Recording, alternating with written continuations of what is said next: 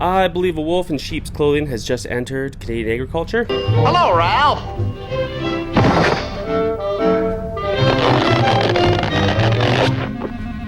Under the guise of responsible grain. What they're doing is they have a voluntary code of conduct for grain farmers in Canada, a national program that essentially tells everybody that you care about the environment. Now they use words that we see all the time, like sustainability, which gets tossed around more than gender pronouns at Antifa rallies. And my pronouns are she, her, and hers. She, her, and her. Mine too. It's called a voluntary program, but let's face it, it'll end up being about as voluntary as paying your income tax, which was supposed to only be a temporary program in 1917 to last a few years. And right after income tax came in, what came after? Conscription. And that's government just, nothing like sending a bunch of people to die in a war, forcing them. So, let's look at the optics of choice here. Now, people say that, well, there's no government involved. This is all just, we get to do this. We get to pick a code of conduct. And you go, well, who the hell asked for this code of conduct? Were farmers asking for this? Is this what the missing piece is? They have this draft already done. They've been working on this forever, but they haven't told you that they've been working on it. So now they're presenting it.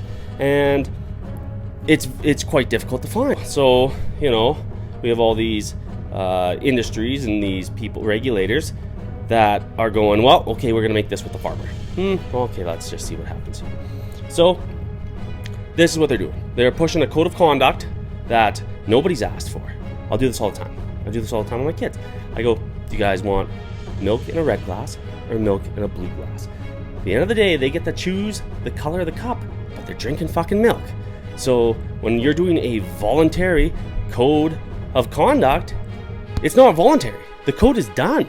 They've drafted it. And if you think that farmers are going to be able to stop it, you are totally wrong. They're going to introduce it whether you like it or not.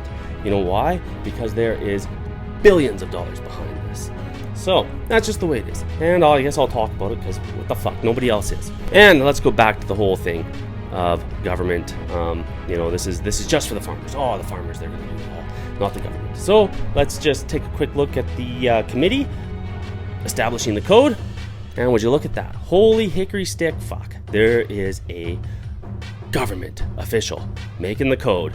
So if you think this is going to be temporary or you don't think it's coming in mandatory, you're wrong. Because government's already in there. There's 7 modules to go through. Regardless of what they're going to tell you, regardless of who's involved and who's trying to tell you what, read the modules and see the stuff that's in there. And I'll go through them all and I'll put up videos of them. It takes a while to do these, but whatever.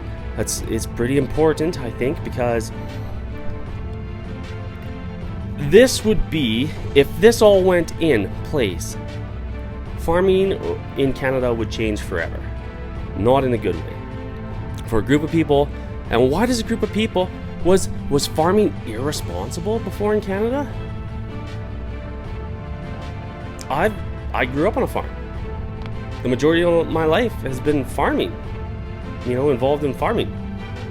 I have never seen a farmer that wants to destroy their land.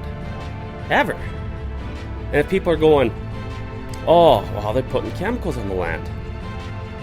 Well, the government dictates what chemicals you can use on your land.